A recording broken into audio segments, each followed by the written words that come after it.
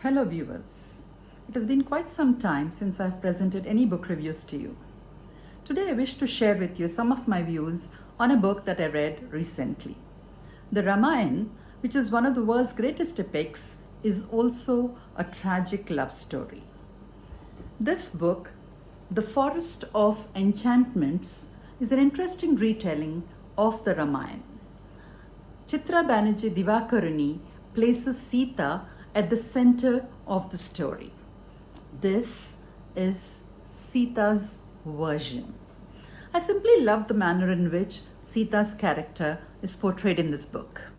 She comes across as an outspoken, bold, yet dutiful daughter, a loving and willful wife, a protective sister, perfect helpmate, courageous warrior, a very skillful healer, for she has complete knowledge of all the plants, herbs, and flowers in her garden, an efficient mother, a kind yet firm daughter-in-law.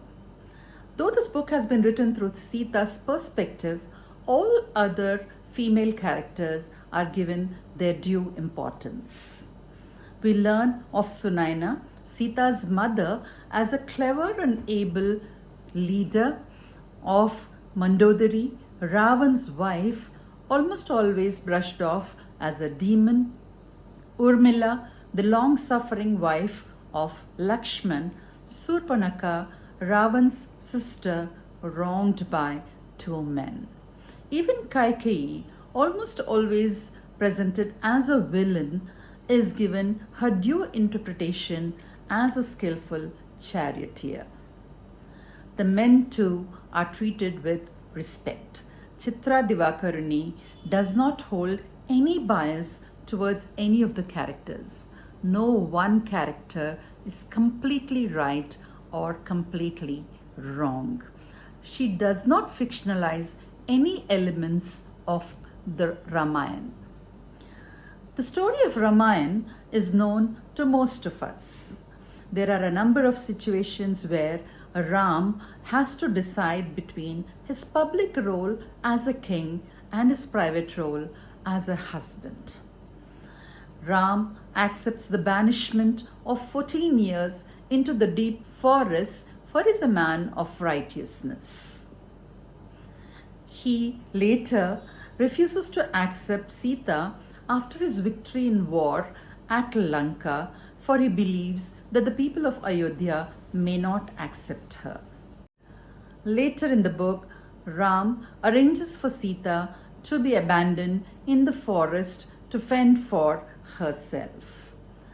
Right conduct is indeed of prime importance to Ram, as is his word. But what of his wife Sita? What of his family?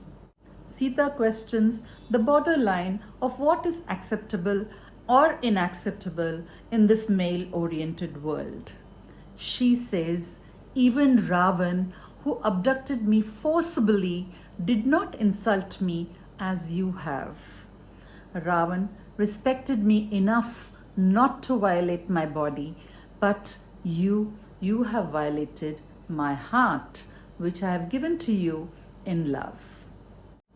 Towards the end of the book, when Ram asks Sita to give the Agni Pariksha to prove her purity one last time, Sita is consumed with rage. Anguished, she says, I refuse. If I do as you demand, the society will forever use my actions to judge other women. They will be asked to prove their innocence even when they are not guilty. The society will say, why not? Even Queen Sita had to go through it. Readers, this book humanizes the characters that we grew up worshipping as gods. The author raises certain pertinent questions that are relevant in the current times. This book is the Sitayan that we'd love to give our daughters so that they acquire Sita's wisdom and her courage.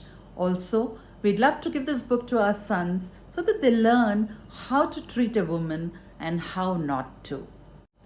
I really enjoyed reading this version of the Ramayan. I highly recommend this book and give it a rating of 4.5 out of 5. Do read The Forest of Enchantments by Chitra Banerjee Divakaruni. Thank you.